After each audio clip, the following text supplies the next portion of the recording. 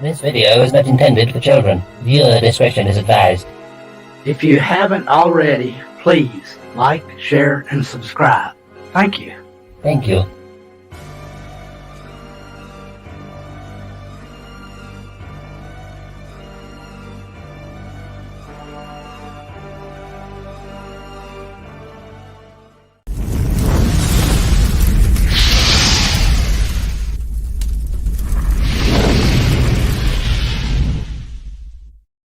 Humanity, look how far you've fallen. And I will strike down upon thee with great vengeance and furious anger those who attempt to poison and destroy my brother.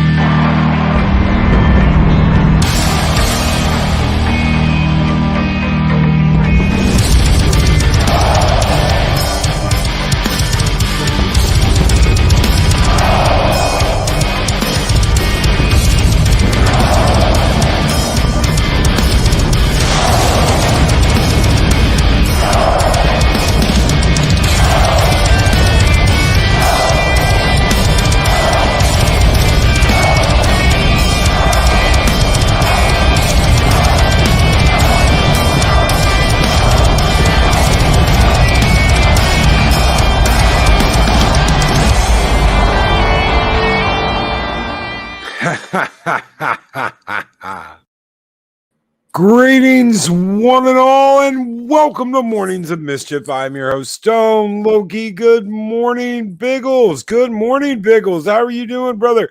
Mark the Infinitely Tired, the Bash Brother Wrench is here, along with Chris Spurgeon, our other Bash Brother Wrench.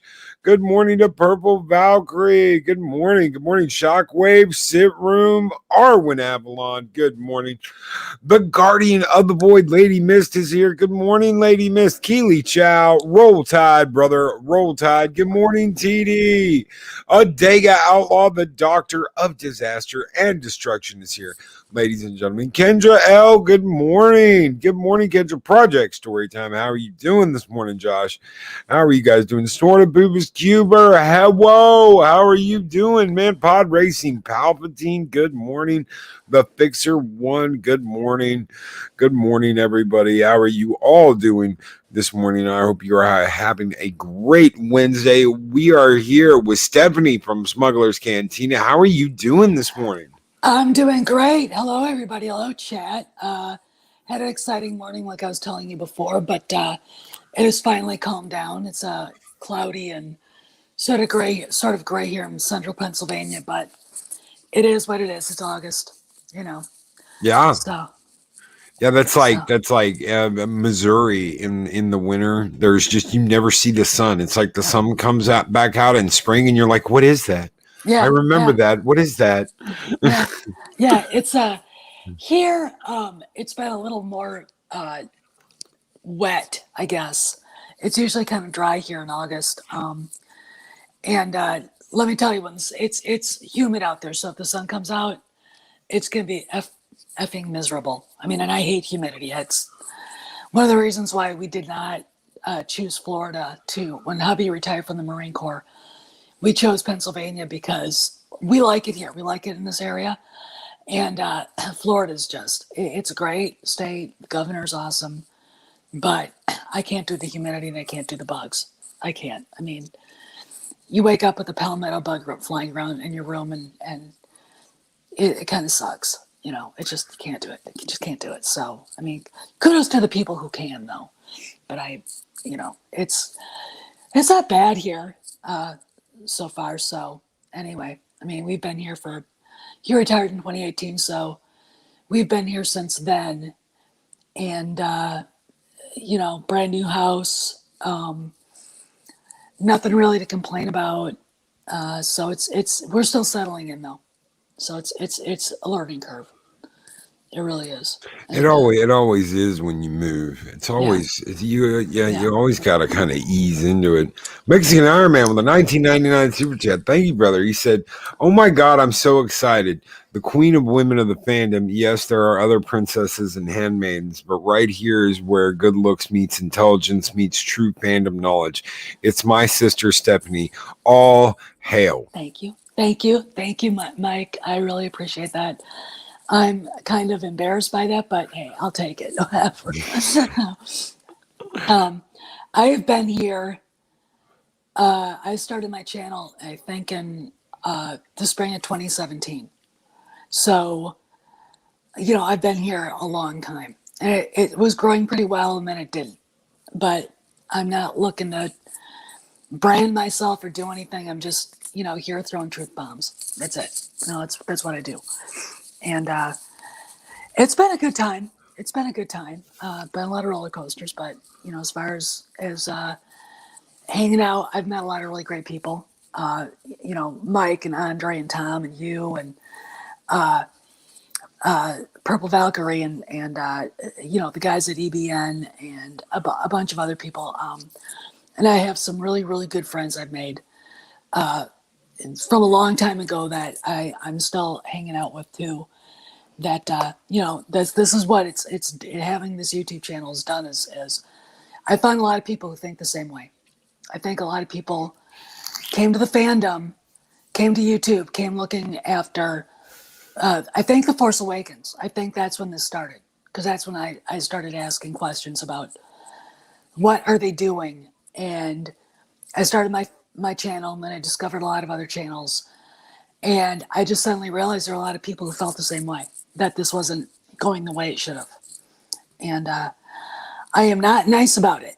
I'm really not. I just flattened a Zoomer about the sequel trilogy today on Instagram. So, there's someone with their hair on fire right now, and I'm like, hey, you know what? You pissed me off. I'm pissed. Now don't ever do that again. So it's been a hell of a journey so far. So, and it's kind of fun to see what's going on right now with Star Wars and how I feel like it's changing. I knew Cameron Pasha. We started talking, I think, in 2018. So I've known him for a long time. And he predicted a lot of the stuff would eventually happen. Then we were talking. And, it really took a long time for us to get to this part. And I come from the land of politics and the corporate sector. So when people do something stupid and when they're incompetent, they get fired.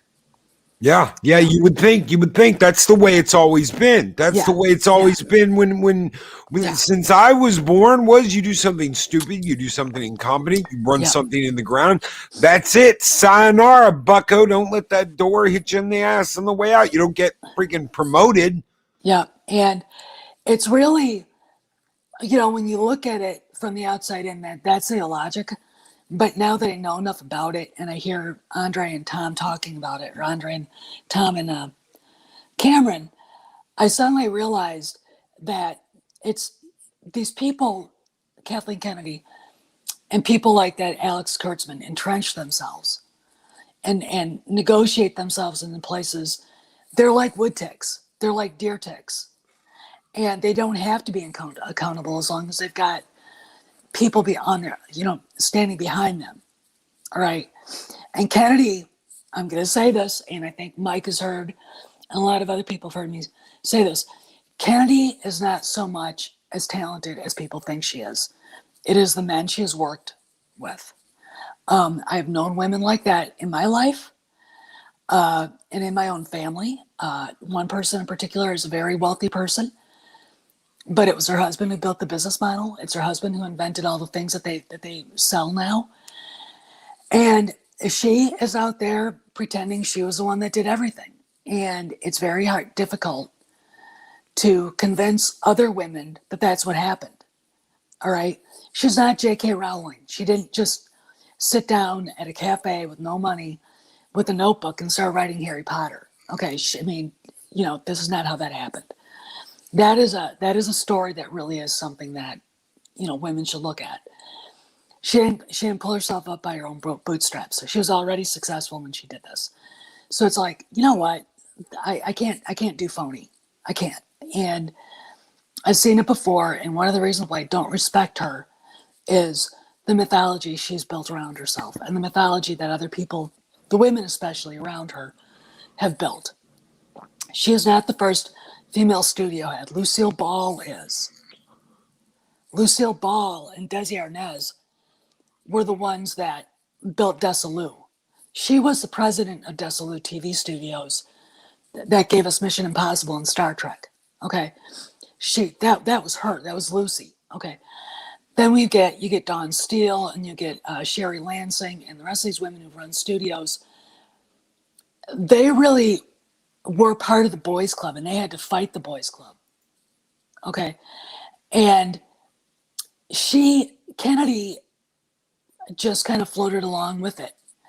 And I'm going to say that she might be a really good producer. Maybe that's where she should have stayed. Instead of running a studio, maybe she should have just kept on working with her husband and doing that, because she can't run a studio, because it's more time consuming, it's more involved, there's more things to look at. When Tom says she was like an absentee mother with Star Wars, I think she was, because look at the way people at Lucasfilm like Pablo Hidalgo have run over the fans. There was nobody watching that. There was nobody policing that for the longest time. He did whatever he wanted. They said whatever they wanted about the fans. And it took the failure of Soilo and the crash and burn of that to get Bob Iger to go, holy crap, what's going on here? And they'll never say it publicly, but they know that she is bad for the business. And that it took me a long time to put two and two together on there. And because I come from politics, like yesterday, the guys on Midnight's Edge Espanol were talking about Mike will remember this.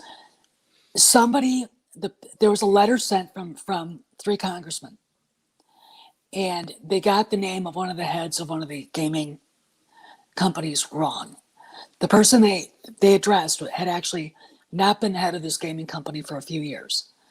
If I had done that in my position as an assistant in the House Majority Leader's office, the chief of staff would have fired me. I would have been gone. I would have been gone.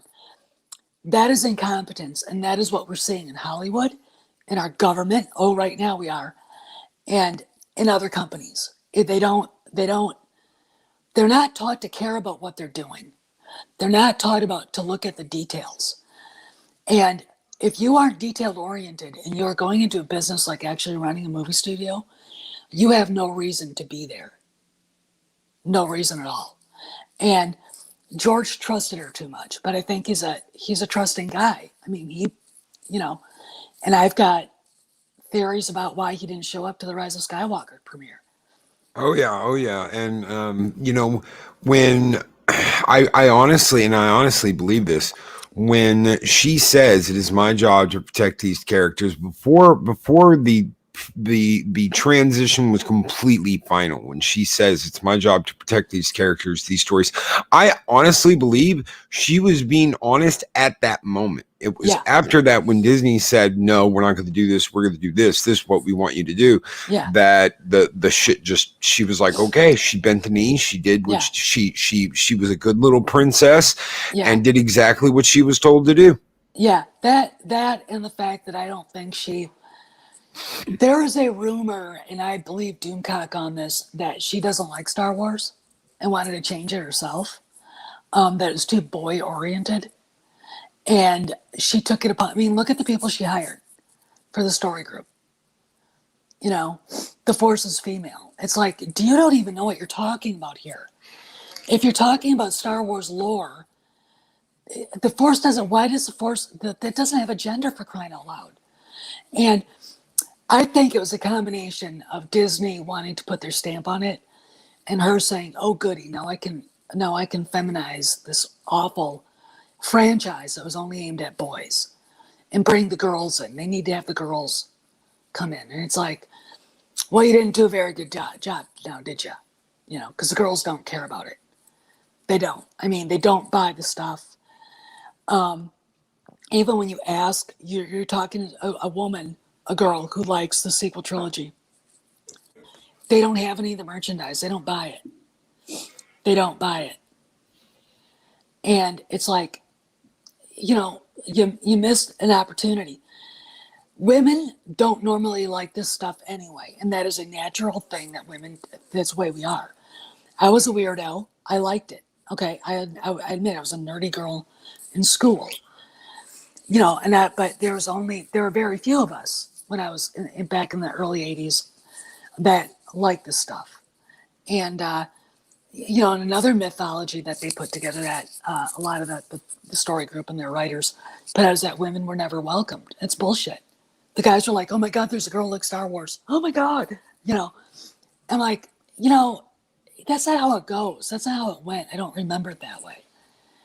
It wasn't that women weren't welcome. Is women, it was a type of woman who wanted to be part of it. The women, I'll tell you who I got bullied by in high school. It was the women who didn't like it. They didn't understand. Yep. They did not understand at all. And and now I'm friends with a lot of them. I mean, you get into your late 40s, early 50s, and it's like water under the bridge. And, I don't carry grudges from that long ago. Okay. But I still remember. It wasn't the guys who were Star Wars fans. It was the women who weren't. It was the other people who weren't. They all thought we were weird and geeky and nerdy, and fine, I don't care. And I didn't care back then.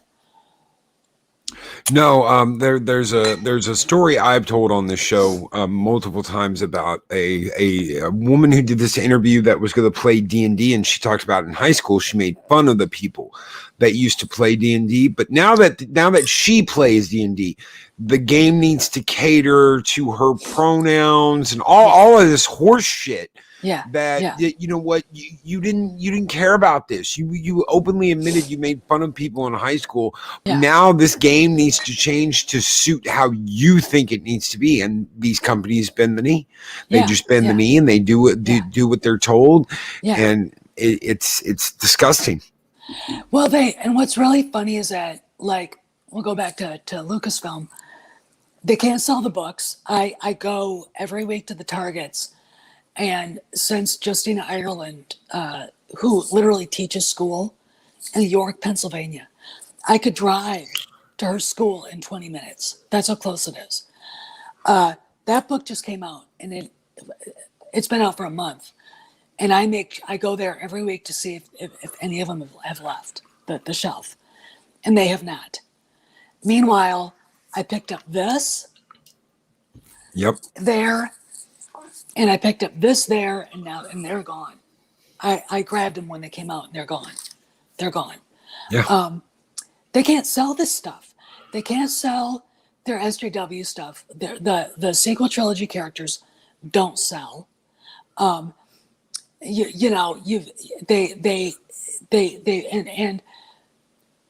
I really find it fascinating that these SJW women especially insisted on Raylo, which I'm so offended by that I can't even.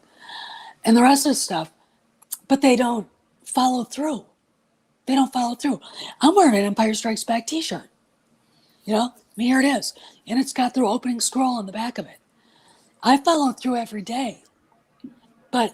And then, you got the Star Wars hotel you guys were talking about.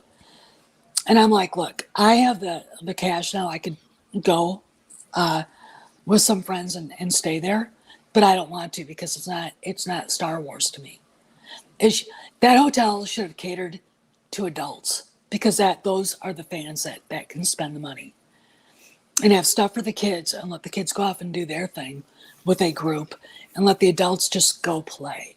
And it should have been cosplay and it should have been fun. And instead, it's like going to 12 weeks of Marine Corps boot camp with Arlie Ermy in your face screaming. It's like, I don't want to do that. For $6,000 for 2 nights? Are you kidding? Well, that schedule is insane. You don't want to do that. You're constantly running through the damn. It's like running through the park. Oh, look, there's T-Up ride. Let's go. And you don't get to stop and ride the ride. Yeah. You can't. My thing about what George, I think, really intended was for people to have their own sort of adventure, and not be there it is. Now go have fun. I mean, that's what it should be. And it's not. It's really, really not set up that way. And I don't understand, again, why they didn't realize what they were doing. And then, of course, it's the wrong era. I mean, who gives a shit about the resistance in the First Order? No. Yeah, no. I mean, that's insulting to me. I wouldn't go just for that, even if you could just go and do whatever you wanted. I don't want to be sitting at dinner and having, the mule face show up. Like, get out of here. You get the hell out of here. If it was Vader, it would scare the shit out of people, and that would make sense. That's what you want. I mean, I just got done watching Rogue One while I was working out. That hallway scene. If you're a little kid and you're watching it, that's scary. That is absolutely scary. That Vader in Rogue One is the Vader that we grew up with. And that is scary. And I think that he should be, if it's Star Wars, because the story really is about Vader, Anakin, he should be the person that it should be revolving around. Yeah, I mean, imagine walking into dinner and you're standing there with a group of about 10 people. Yeah. And the doors open and there's Vader and he's like, "We would be honored if you would join us." And That'd be the shit.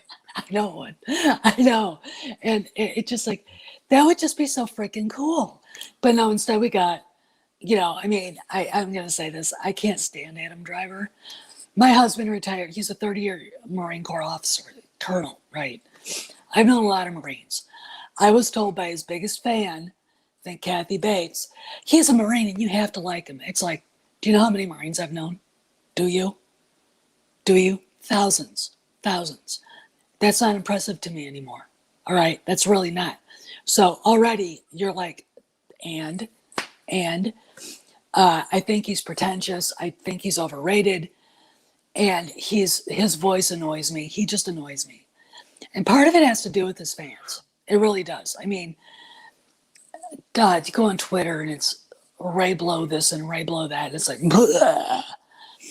And I lost Twitter accounts to them. They would gang up on me, and they would get me banned. And I come back, and they get me banned again. And but it's just that Twitter's a cesspool anyway. But it's all of that. I don't want to see that. That to me isn't Star Wars. They don't get it. They absolutely don't get it. That is not what it's about. It's like, go back to watching 50 Shades of mommy porn, okay? Because go back and watch Twilight. That's not Star Wars. What they think it is, it's not it. I mean, and it is just so. I mean, I can't. I mean, I wouldn't want to eat then if I saw that idiot in Revan's mask show up. I'd be like, get out of here. Yeah. He's about as intimidating as my dog. And my dog is big, but he's like a big doofus. He's a derp, And it's like, get out of here, you jerk. Just go. And really quick, Psychodorf 9 with the $5 super chat. Luke worked because everyone has burned the clueless trainee.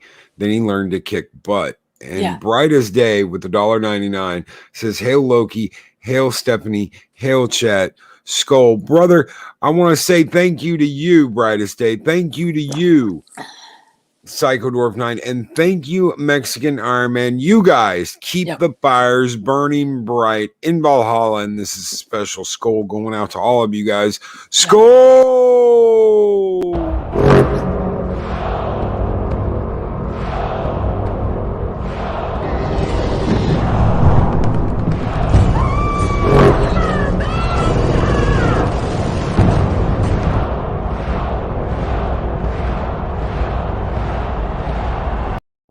Thank you guys very much. I love that. My grandfather's off the boat from Norway, so on my mom's side. So I've got quite a bit of Norwegian blood in me. So I always like that when you guys start bringing out that stuff. I'm like, yeah, I know that. Yeah, oh yeah. I know that. So it just. but this stuff they can't. I mean, this. I think what's going to happen if they're reskinning Galaxy's Edge, they're going to reskin the they have to redo the hotel, because I can't imagine them making any money on the First Order and the way they've set it up. No, you get to go to Batu. That's one of your activities. Oh, you get to go down to Batu and spend your money at Galaxy's Edge for an hour. Yeah, for an hour. You know, can't just go there and veg and hang out. Can't go on the Falcon. You know, and then of course, instead of Han, you've got a character not even attached to the Falcon, Hondo. It's like, get him out of here. What? You know, but if they are redoing Galaxy's Edge to replace that, there's a lot of stuff going on. And I've heard a lot of things.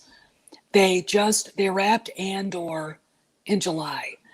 And we are going to be getting a lot of I'd love to see that Mexican Iron Man. There's going to be a lot of cameos from original trilogy characters in it. And I'm not just talking about Vader and Leia. I've heard rumors. And I mean, they hired Shamook for a reason.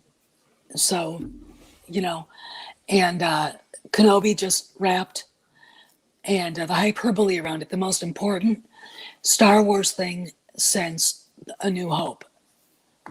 Yeah, the only reason why is if you screw up Obi-Wan, there's going to be literally a war going on. A real rebellion. Yeah. They'll have a real rebellion, which they Yeah. kind of do already, because Yeah. the hardcore fans are done.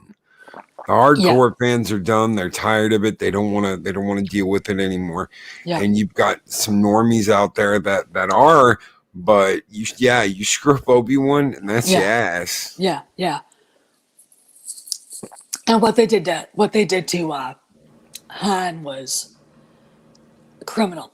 I mean, somebody should go to jail for that. And Alden Ehrenyuk, I call him awful Ehrenyuk. I can't stand looking at him, and I know how it happened. I know how he got the role. Anthony and Gruber, and this is true because I've heard, I have, let's put it this way, we have mutual friends. Basically, didn't just audition once, he auditioned several times. They liked him, they wanted him, they were going to offer him the part, and then nothing happened. What happened is Spielberg walked in and said, I think that Alden should take the part because he's my daughter Destry's friend and he is my accountant's son. And that's how he got the part. And Kennedy was like, okay, Stephen, I'll do anything you want, King Stephen. And, you know, I'm like, look at this guy. Look at this guy. Look at Harrison Ford at the age of 33 and look at him. Do you see anything that would remotely come off the screen with the twerp here that would be charismatic and, you know, that Han Solo-esque thing? And it's like, no, I don't. And I remember I was drinking wine during the Super Bowl when that trailer came out. And I'm looking at it and going, oh my God, they've screwed this up so badly. This is horrible. This is horrible. And it, you know, $250 million down the drain, lost. You know, they lost their butts on this. And that's the point when Iger said this has to change. That's when the moratorium, right after TROS, no more Star Wars feature films for a while. So, and that's, you know, and that's what's been going on. But there's a lot of other stuff going on there that, you know, I really, it's kind of one of those things where you kind of wish you could actually, it was more transparent, I think. But if you're on Twitter, and I can't get on there, and you see what Pablo Hidalgo's been doing, he's kissing up. He doesn't have anything to do. They've literally no plans in the hopper for the story group at all, from what I can tell. they've been put on ice.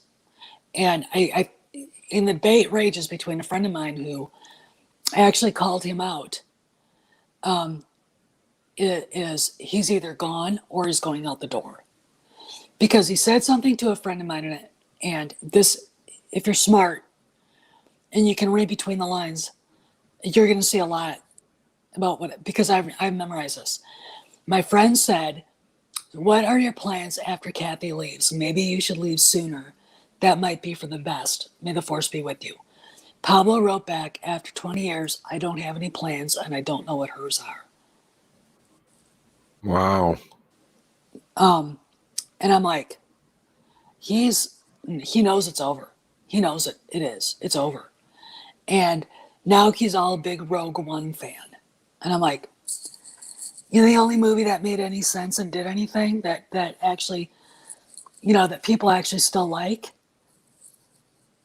Well, and they changed that movie. There's a lot that they changed about that movie. A lot of people are like, well, we never saw Vader on the beach. Yeah, you never saw Vader throw his lightsaber and cut an X-Wing in half. He literally reaches up, grabs an X-Wing with the Force, throws his lightsaber, cuts it in half. Why didn't we ever see that? That would have been one of the coolest scenes in Star Wars history. And they cut that? Yeah, I know. It's like, that would have been really fantastic.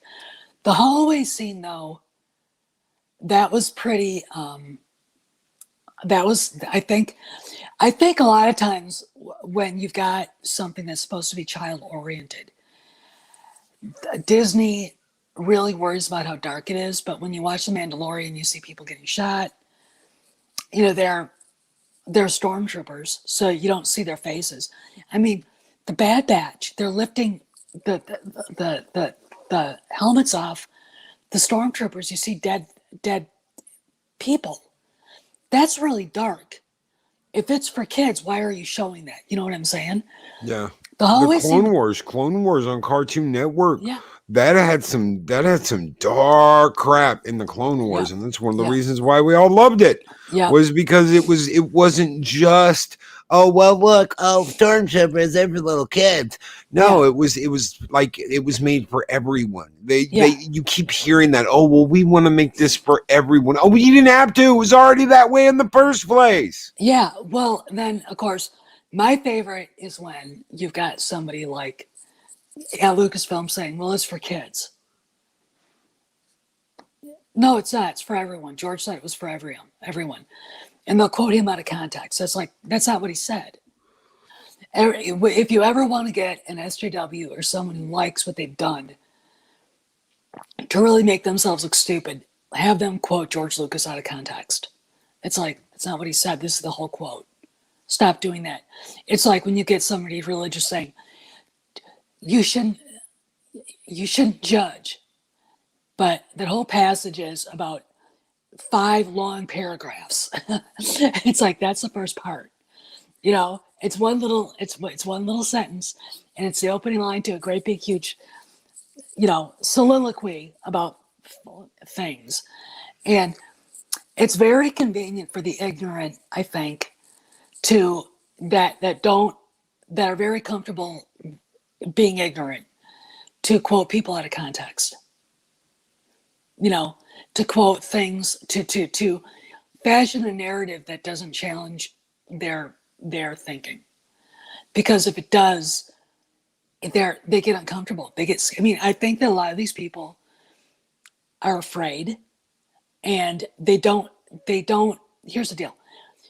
They don't like what they're doing at Lucasfilm. The people that have done this don't like it. Rian Johnson didn't like it. J.J. Abrams doesn't like it. Larry Kasdan is a has-been, washed up guy. None of them liked, I think, what they were doing. If you don't like it, you don't have a passion to make it right. It's not going to come out right. It's just not. And the best pieces of art, it doesn't matter if it's a painting, a novel, a movie, a piece of music, a sculpture, dance. If there's no passion, no belief behind it, it's going to be trash. And we got 3 trash movies. we were promised something in The Force Awakens that didn't happen. We got Han, deadbeat, drunk dad. Okay. We got Luke on an island being a coward and Leia Poppins. Okay. That is not what the fans wanted. But when you look at the people behind it, they didn't care. They didn't care about what they were putting up there on the screen. I guarantee you, I look at TLJ, and now I'm looking at the High Republic as being nothing but a troll of the fans. I really, really do. Ryan Johnson, you remember the kid in high school who he was sort of fat and dumpy and short, and he'd walk around and he'd say shitty things about everybody's what they like, whether Motley Crue, they suck, or a movie Raiders of the Lost Ark that sucked, and just say shitty things just to hurt people's feelings. Yep, that's him. That is him. They don't know why they do it. They just do it. And that's what I think The Last Jedi was. And what's really interesting is that JJ tries to fix what he broke. And JJ didn't care either. He didn't care either. No, you could look at nobody worked on that movie really gave a shit. You look at the way it was edited. Who edits from the dailies? And that's what they were doing. They were editing from the dailies. Who the fuck does that? You want to know why none of that movie makes sense and it's all one giant jumbled mess? They were editing daily. Yep. As soon as they got done filming for the day, it was off to the editing room. You don't do that. You wait until you have a complete picture of what the director wanted, and then you edit.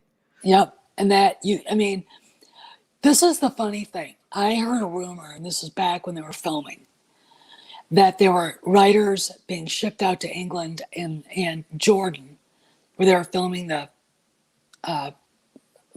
desert. Again, another desert planet, because they don't have any creativity. That Lucas was part of it, that he helped film some of it, that he gave a lot of advice. And when they brought the movie, the work film, what that they were going to edit and mess with so they could actually have the feature, and showed it to the suits, Kennedy had a shit fit, which is why you had 40% reshoots, and they were shooting right up and through October. My theory, and I bet you I'm right, is that they reshot a lot more. I have a subscriber. He's a friend of mine. He works in the art department on several projects, including a few James Bond movies. And he had a friend, and this is hearsay, so I couldn't be admissible in court, but I believe it. They had the Son of Mortis's throne built. Matt Smith was filmed in that role. Yes. And they had to tear everything down and restart. Do you know how much money that costs? I could not believe that. I'm going to put this right out there. This is a theory of mine. It's going to come out someday. That movie cost $500 million. I'll bet you. I will bet you, because I guarantee you they spent a hell of a lot. They reshot a hell of a lot more than that. And the reason why I think Lucas was part of that is that the only movie he didn't show up to the premiere for was that one. And a month later, Spielberg walked away from Indiana Jones. All right? And I got a theory about that too. I think that Disney and Kennedy mostly at this, because I think she was the one that gets blamed for this. He was like, you screwed with George one too many times. I'm done. Those guys have been friends since the 60s. Oh yeah, those are it's like the director's rat pack. George and Steven, it's like the director's rat pack, and you get what was the other one? John Milius. Yes. I love him. I know his daughter Amanda. Wasn't Scorsese part of their film crew too? Yep, and Robert Zemeckis. It is literally the rat pack of directors from back in the 60s. Yep, and they used to follow Francis Ford Coppola around like baby dogs following a hen. Yes. And in fact, the part when you watch The Godfather, the newspaper montage, Lucas filmed that for him. Coppola gave him that, and he filmed it for that. And which I think is really, that's one of my favorite parts of the whole movie, is that. And but they used to follow, so they've been friends for decades. And one thing I've learned as a woman is you never fuck around with a guy's best friend. You never do that. Sorry for dropping that F-bomb. No, You you're just good. don't. You're good. You just don't do that. And the reason is this: you're going to end up losing every time. Because male friendships are more, they mean more to the people in the friendship than female friendships do. Okay? I've seen best friends of decades, and for women, crash and burn over stupid shit. Okay? I've seen women go back and forth. We're friends, no, we hate each other. Just but guys are friends. They are friends for life unless something really bad happens.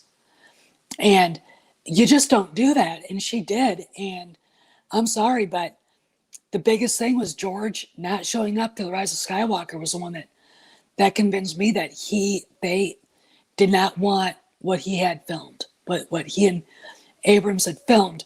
There's also another thing. If you go back and look at the interviews and the PR they were doing in Tokyo, the interviewer brings up Lucas, and everybody, all the actors all look at each other with this look on their faces, and they kind of look over at JJ, and he almost gulps. He visibly is uncomfortable with bringing that up. And so I believe very strongly that he was involved, and they screwed him over yet again. And JJ was too much of a pussy to stand up to him. Yep. And, That's why I don't like Filoni either. Favreau being involved with Mandalorian, I've said this before. Favreau's like a line blocker, and every time Kennedy sends someone at Filoni, Favreau's there to go, nope, this is ours, we're doing it, and he protects him. Yeah. So any soy directed at the Mandalorian is getting flacked off. Yeah. Because Filoni will take a knee. Filoni will kneel to Kennedy and take the knee and be, yes, your worshipfulness. Yeah, well, Filoni, I think, is a politician to some extent. He's survived at Lucasfilm a very long time. And by just keeping his mouth shut, he doesn't go after the fans. He just does what he does. If you notice, I don't think the reason why Resistance was so bad is Carrie Hart. And then she left, and Resistance went away. That show and Rebels, I don't like nearly as much, even though there's a couple really good episodes. I can't stand Kanan Jarrus. And part of the reason is Freddie Prinze Jr. God, I can't stand him. Oh my God.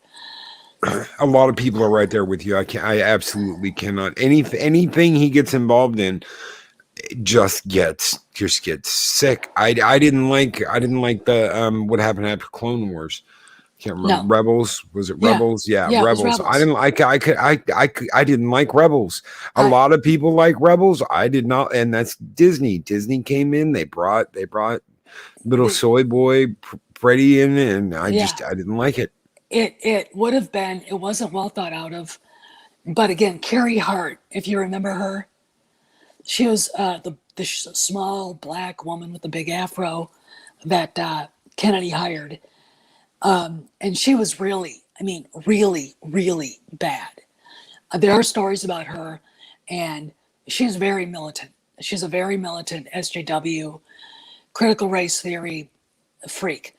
And she was one of the producers. So I look at a lot of the problems I have with Rebels as being from her. However, 2018, we're getting into the fall, and her name disappears from Lucasfilm's website. So we start asking questions. Where is she? What's going on? She left. This was after Iger started taking a major interest in Lucasfilm and jumping in and saying, we're not doing this anymore. He realized the reason why they were losing money is because of people like that. So she went to a nonprofit And now guess who she's working for? Just guess. You're going to love it. Ryan Johnson. Yeah. And then Chuck Wendig gets fired. He gets, from Marvel, he gets his Vader comic taken away. And one of his bragging things was that there was a comic that was actually kind of funny because it was, I think it was aimed at the Raylos.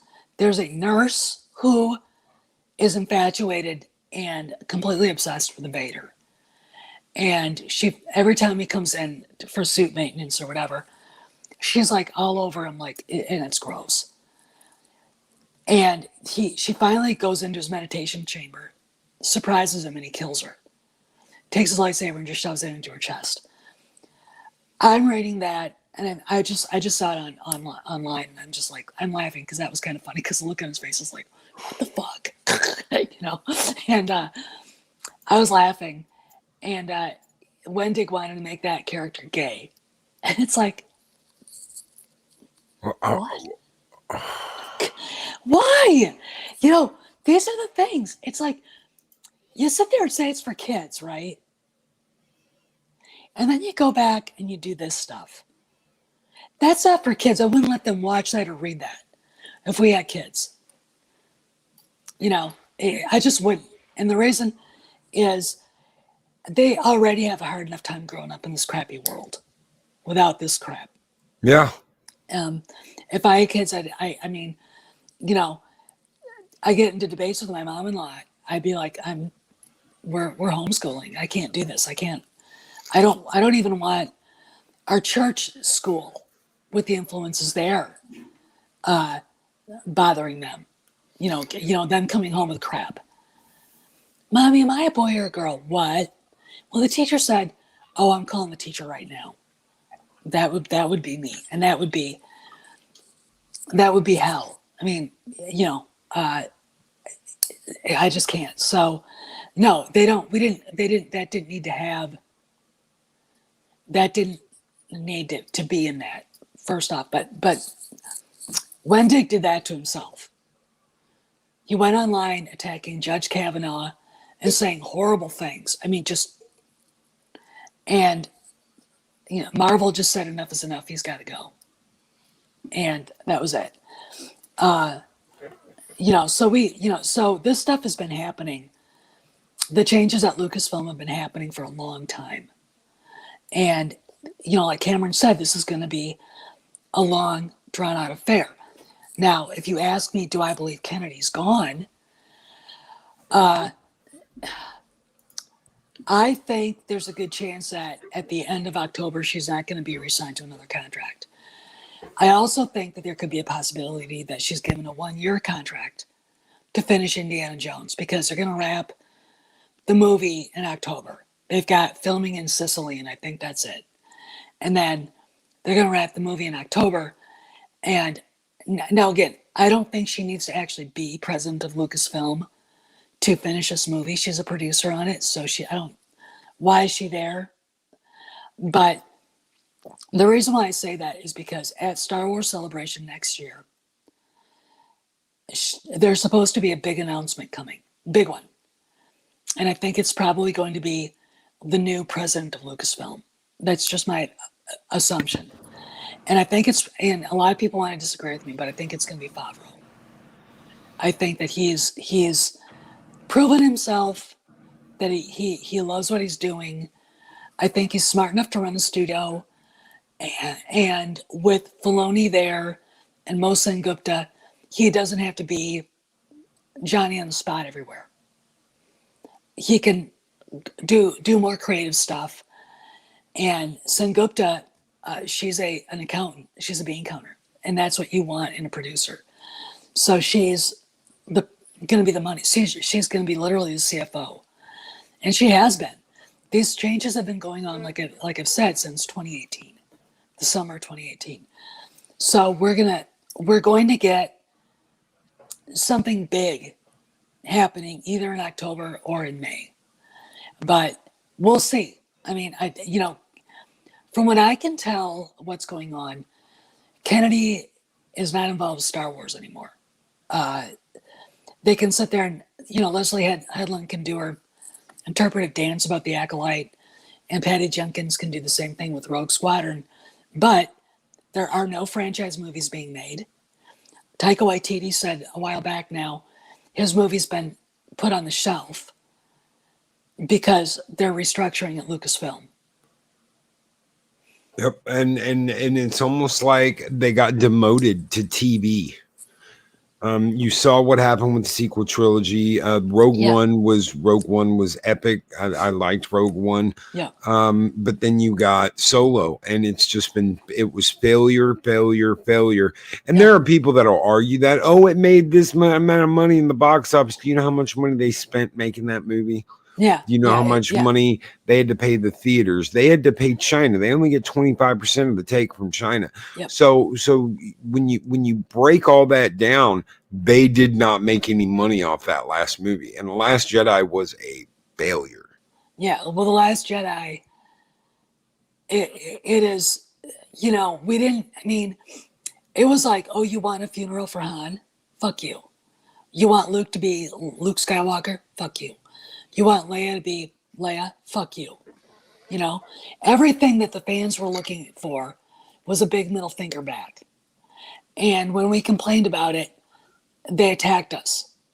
And it's like, you can't, if you're going to treat your customers like that, you're going to fail. You're going to lose money. You're going to go bankrupt.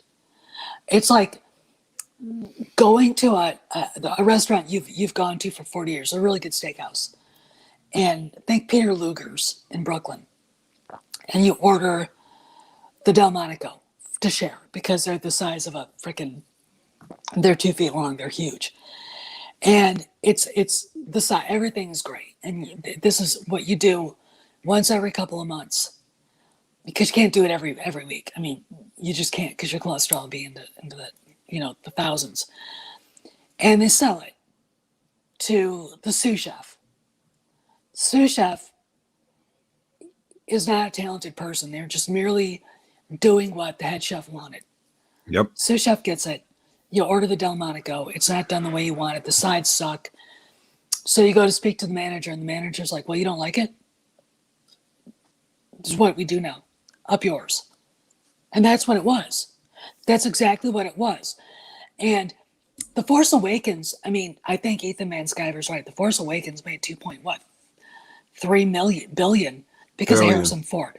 Because normies wanted to see Han Solo. Chewie, we're home. That was one of the greatest teasers of all time is Chewie and Han on the Falcon and Han saying we're home. Yeah. And if it had been a really good movie, we never would have seen it till we saw the movie. It's really interesting. A script doctor was saying that the really bad trailers usually hide a really good movie, and the really good trailers usually hide a really bad movie. He said that last night, and I agree with him. It took me a year of rewatching The Force Awakens because I went out and bought the DVD or Blu-ray, and listening to world-class bullshitters and Jeff just rip it apart to realize this movie sucks. Every time Han and Leia are together, there should have been a laugh track. It was just bad. Yeah. It was, and no one, and what I find fascinating is that Larry Kasdan, whom I used to respect, I don't anymore. Larry Kasdan said in an interview, and I can't find it now, that when they were on the set, Harrison Ford kind of expressed the feeling that he really didn't want to leave. I think being on the set and then seeing, this is my opinion, if he had been on the set of The Last Jedi, they wouldn't have done that to Luke. They wouldn't have. If they would have done that to Luke, to Mark Hamill, it wouldn't have been Mark Hamill complaining. It would have been Harrison Ford talking to Bob Iger about it. Yep. And that would have been it. I think he saw what was going on. I think you can tell that when people say, well, he hates the character, no, he doesn't. If he hated the character as much. Everyone who made that argument used the terminology of he wanted to die in Return of the Jedi and Lucas wouldn't let it happen. And the only reason why he wanted to do that was that he wanted to go out a hero. He felt like that whole movie, I have done nothing. It had nothing to do with him hating the character of Han Solo. It had everything to do with him wanting to go out a hero. Yeah. And people don't understand that. All they get is, oh, he wanted to die. He wanted Lucas to kill him, and Lucas refused because he wanted the character to go out a hero. Yeah, and George, I agree with George on that. I mean, I was 12 years old. Well, I was, I was 15, but I would have been really upset. I would have been really mad if that had happened. I would have been like, because he's my favorite character. The thing about it is there was a way of doing this and doing a soft handoff. Rey should not exist in any way, shape, or form. Kylo Ren should not exist. All right. You had characters that were there that they could have used. The twins, Anakin, Ben Skywalker, all that. That the handoff should have been to them if they weren't going to use George's script treatment, or they could have taken George's script treatment and combined it with something that had EU elements, and it would have been fine. But they didn't.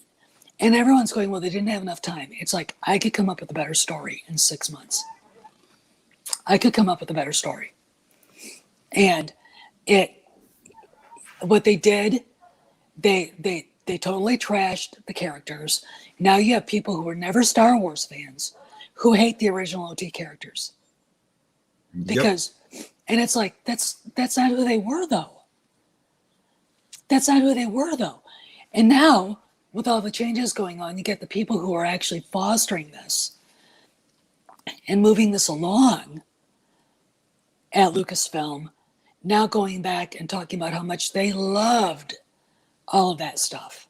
And it's like, whose ass were you? I mean, first off, I think that it really annoys me. I don't care who's in charge of Lucasfilm. You gotta love what you're doing, and you've gotta love what came before it. When you go in and destroy something that really kind of belonged to everybody, it came from the past, but it belongs to everybody. You are destroying something that means a lot to a certain generation of people, and that is wrong. That is, in my opinion, a kind of genocide. Okay, when you can name the nation state that has committed those things. One of the things they do when they go into a place is they trash the culture.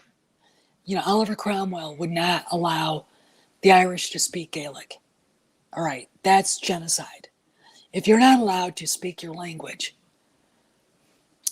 there's something that is a destruction not only of the language, it's of the people and the culture. And I was too. I thought they should have been, Rey and Kylo should have been twins. There should have been a reason for Han not coming back home, and there wasn't. I mean, there's a book called The Force Collector, and it just curb stomps Solo. It just curb stomps him. And the guy who wrote it's some British twat. Sorry for saying that. I love my Brits, but you guys got some people there that just, hey, Polly,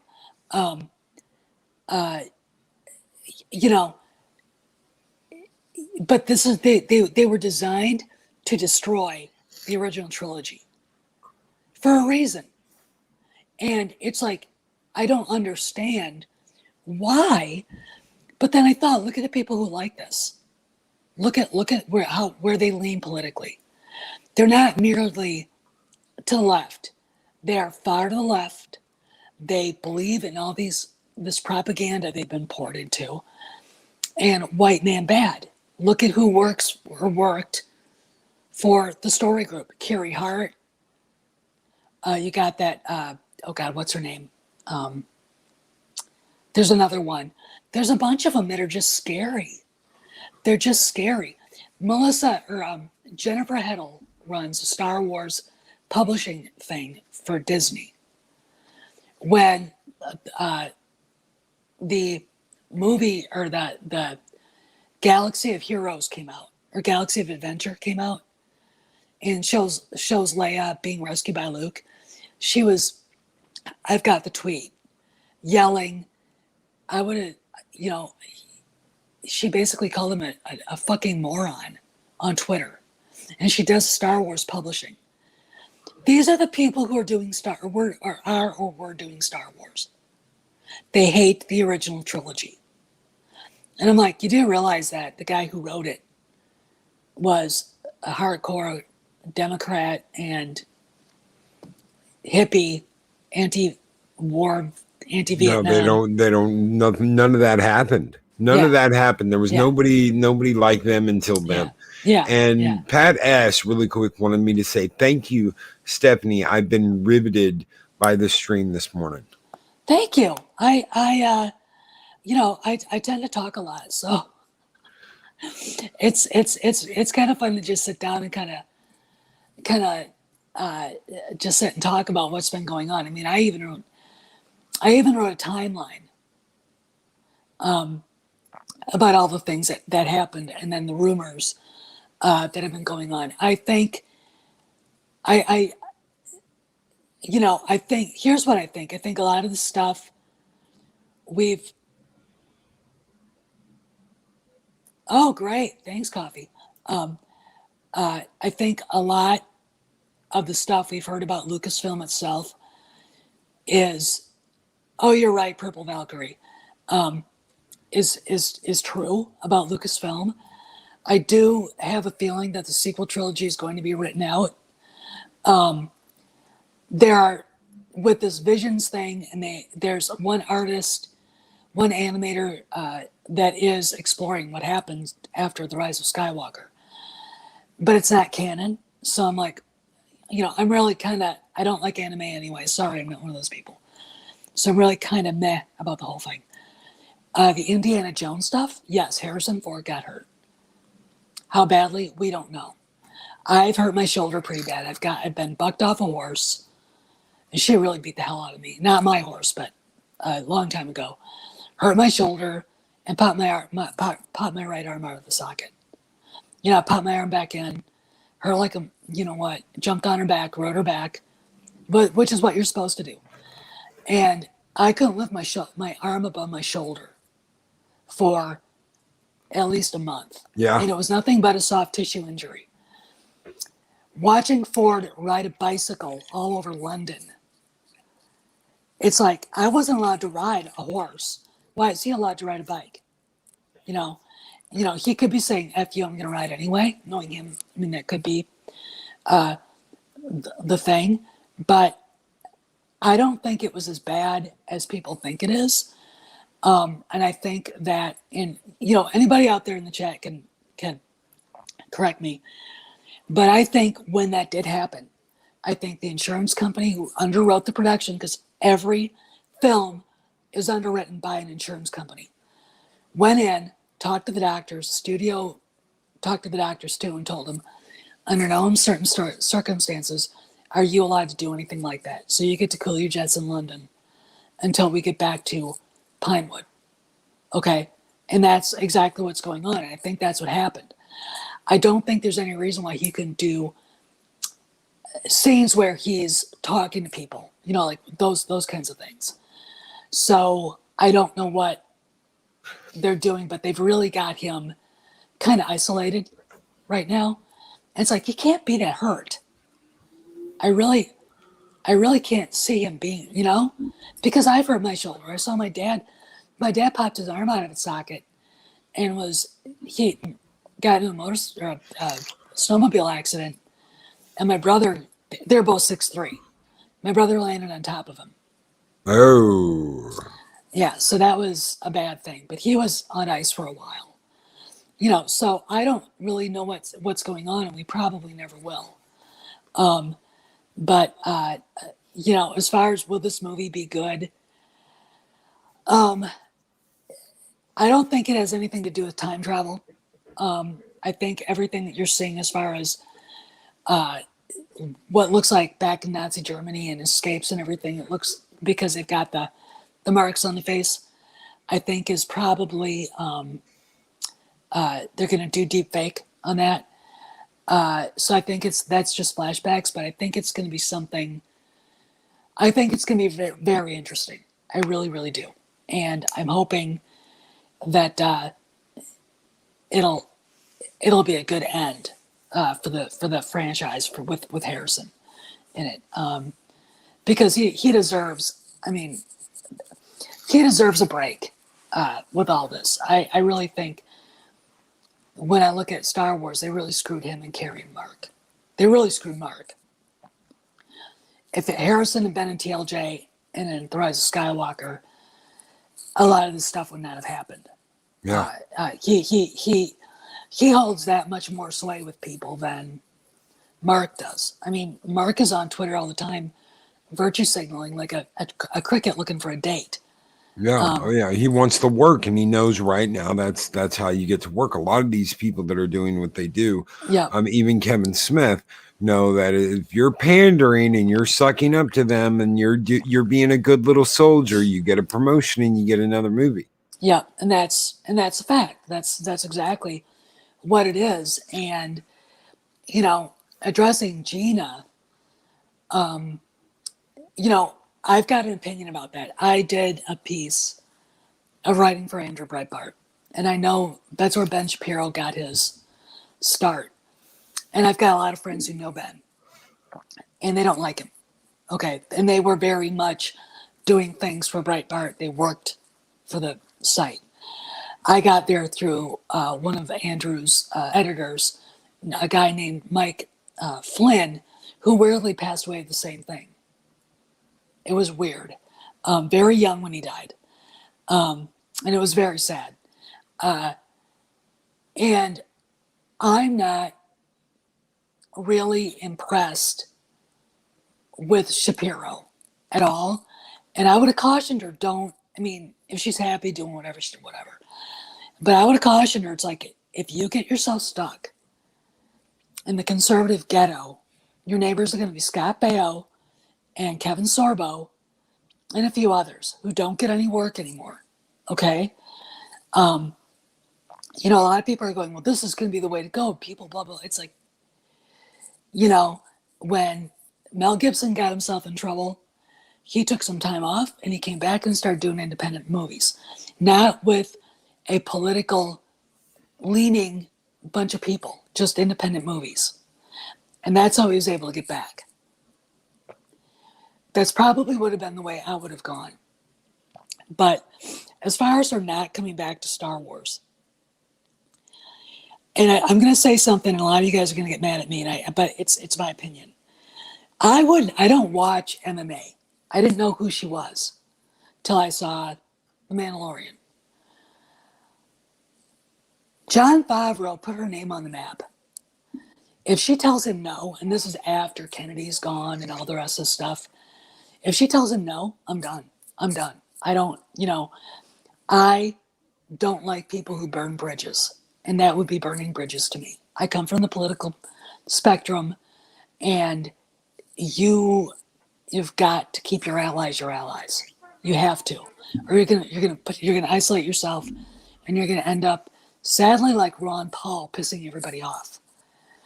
And you can't do that. You can't. And if she does that, I have feelings about it. I'm a hard ass. I am. I'm like, maybe you should recast somebody as. Oh shit! We lost her. Let me, Stephanie. We lost you. Hopefully, you will be back. That was not me, folks. She just popped off. Really quick, I'm going to take care of Space Window with $20 super chat. Lawrence Kasdan and JJ were photographed brainstorming for the Force Awakens script. They were sitting on an empty stoop in the back lot of a studio where there was no EU books to be seen, no comics, no materials whatsoever. Welcome back. I don't know what the hell happened there. That I gotta tell you something. Sometimes I think it's happened before, but I start ranting and raving about some of this stuff, and I think YouTube comes in, and cuts it. I do. They don't. If you're gonna have a free speech forum, you gotta let people have their say. But I can't. As far as Larry, hey Shockwave, as far as Larry Kasdan goes, it makes me wonder if they even knew that there were books out there. The way they act like, wow, there were hundreds of novels we could have looked at. And there's a picture of Chris Terrio with Dark Empire sitting next to him from when they were writing the Rise of Skywalker. It's like, kind of late for that dude. Yeah. Just a little bit late, Just a little bit. It is just a little bit late. And Stephanie, I want to thank you so very much for being on here today. It has been an absolute pleasure getting to talk to you and getting to know you guys. I know my mods have been throwing in Stephanie's link for her channel.